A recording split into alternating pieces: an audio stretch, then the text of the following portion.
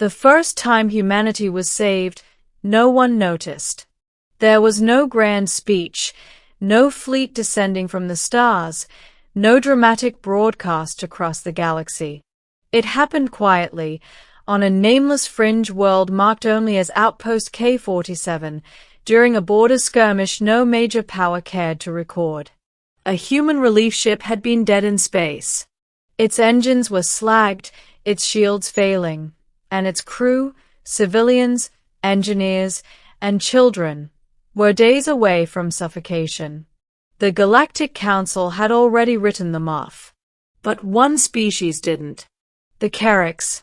They were insectoid, hive-structured, and deeply misunderstood.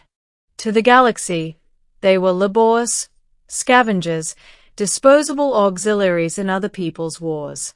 No one expected compassion from them. Yet a single Carrack salvage cruiser altered course. Against protocol. Against orders. They towed the human ship to safety, shared oxygen reserves, and repaired the hull using materials they could barely afford to lose.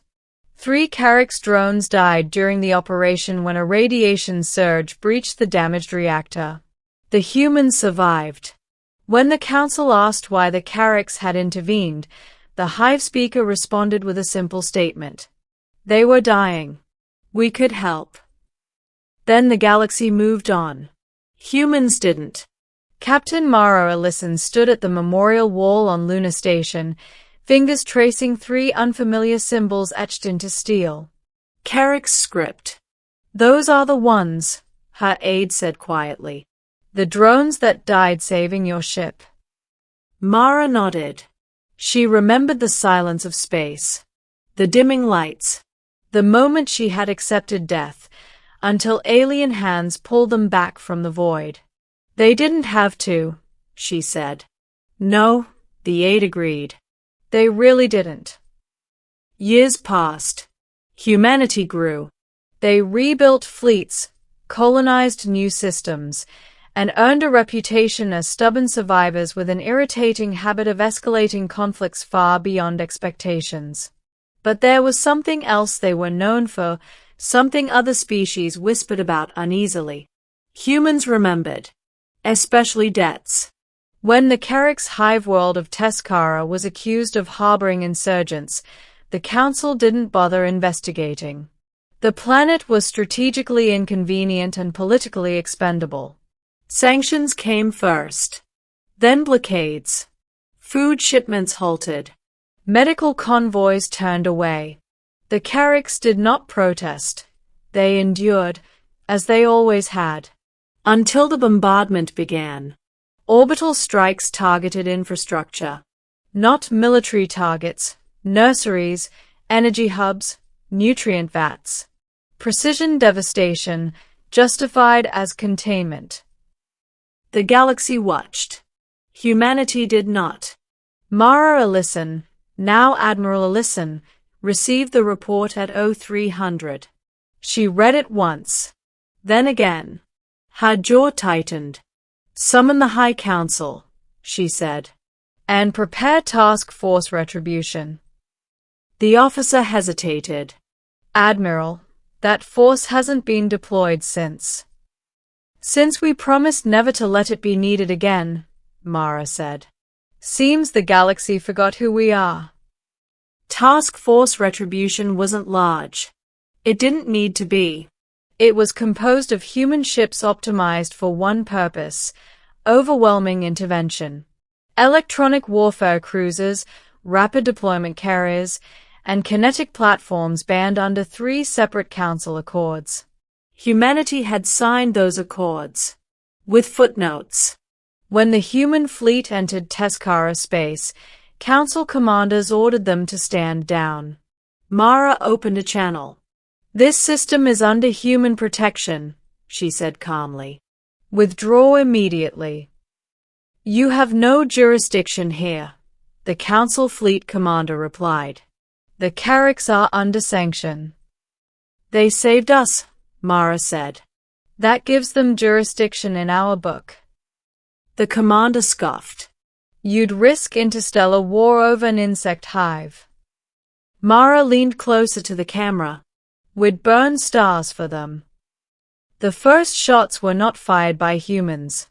The Council fleet launched a warning salvo, meant to intimidate. Human shields absorbed it without flinching. Then humanity responded. They didn't target ships. They targeted command networks. Within seconds, Council vessels lost coordination. Drives misfired. Weapons locked.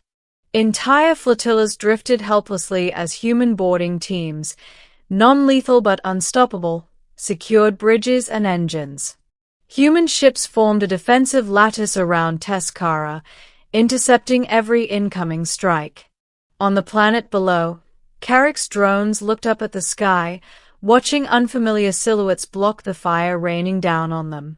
For the first time in their recorded history, someone else was bleeding for them. The Council panicked. Emergency sessions were called. Accusations flew. Threats were issued. Humanity released their statement publicly, across every major network. The Carricks once saved human lives at great cost to themselves. They asked for nothing. We will not forget. Any harm to Teskara will be answered. This is not a threat. This is a promise. Behind closed doors, Council economists ran simulations. Every scenario ended the same way. Human retaliation wouldn't just win, it would destabilize entire regions. Trade routes, energy supplies, defensive alliances. The cost was unacceptable. The sanctions were lifted within hours. The bombardment ceased. Council fleets withdrew. When the human ships finally lowered their shields and allowed aid convoys through, Teskara's skies filled with human transports, food, medicine, construction units, engineers. No demands. No treaties. Just repayment. The Carrick's hive speaker addressed humanity directly. We do not understand, it said. Why would you do this for us? Mara answered personally. Because you didn't ask what we were worth when you saved us, she said. You just helped. There was a pause, a rare thing for a hive mind. Then, you will always be welcome in our space. Mara smiled faintly.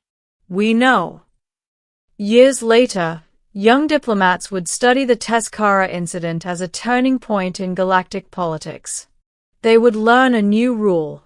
One not written in law, but enforced in reality.